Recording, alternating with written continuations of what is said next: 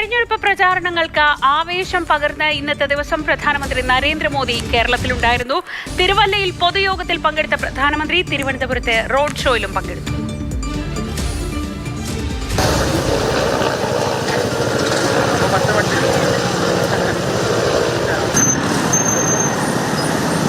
ബിജെപിയുടെ തിരഞ്ഞെടുപ്പ് പ്രചാരണങ്ങൾക്ക് വലിയ കരുത്തേകിയാണ് പ്രധാനമന്ത്രി ഇന്ന് കേരളത്തിൽ നിന്ന് മടങ്ങുന്നത്. ചങ്ങനാശ്ശേരി NSS കോളേജ് ഗ്രൗണ്ടിൽ ഹെലികോപ്റ്റർ ഇറങ്ങിയ മോദി റോഡരികിൽ കാത്തുനിന്ന വൻ ജനാവലിക്കിടയിലൂടെ 10 കിലോമീറ്ററോളം സഞ്ചരിച്ചാണ് തിരുവല്ലയിലെ പ്രചാരണ വേദിയിലെത്തിയത്.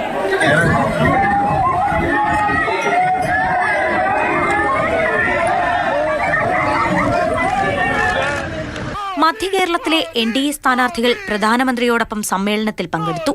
കേരളത്തിൽ രാഷ്ട്രീയ മാറ്റമുണ്ടാകാൻ പോകുന്നുവെന്നും LDFന്റെ കൗണ്ട് ഡൗൺ ആരംഭിച്ചു കഴിഞ്ഞുവെന്നും പ്രധാനമന്ത്രി.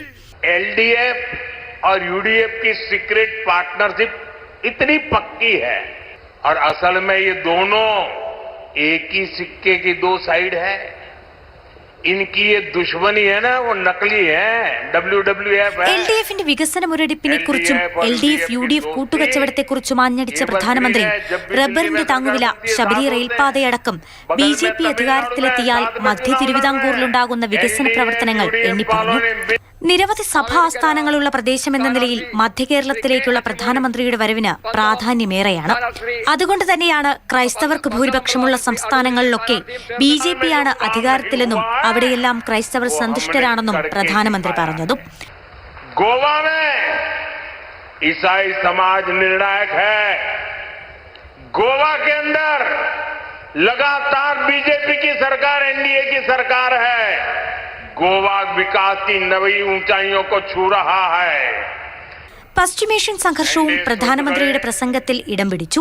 പ്രവാസികളെ സുരക്ഷിതരാക്കാൻ കേന്ദ്ര സർക്കാരിന് കഴിഞ്ഞു. എന്നാൽ അവരുടെ സുരക്ഷയ്ക്ക് വെല്ലുവിളിയാകുന്ന തരത്തിലുള്ള പ്രതികരണങ്ങളാണ് കോൺഗ്രസ് ഇവിടെ നടത്തിക്കൊണ്ടിരിക്കുന്നതെന്നും അദ്ദേഹം ആരോപിച്ചു.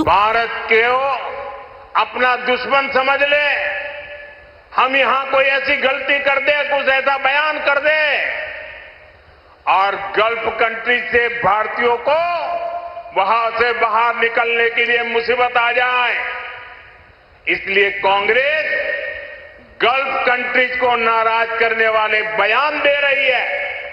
തിരുവല്ലയിൽ നിന്ന് ഹെലികോപ്റ്ററിൽ തിരുവനന്തപുരത്തെത്തിയ പ്രധാനമന്ത്രി കിള്ളിപ്പാലം ജംഗ്ഷൻ മുതൽ കരമന വരെയുള്ള 1.5 കിലോമീറ്റർ ദൂരം റോഡ് ഷോയിൽ പങ്കെടുത്തു.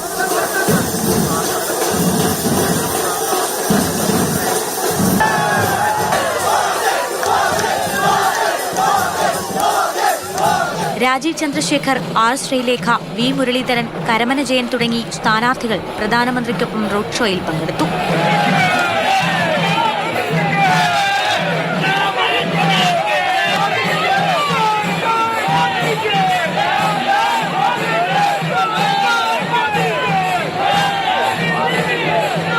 തിരഞ്ഞെടുപ്പ് പ്രഖ്യാപിച്ചതിനു പിന്നാലെ രണ്ടാം തവണയാണ് പ്രധാനമന്ത്രി നരേന്ദ്രമോദി കേരളത്തിലെത്തുന്നത്.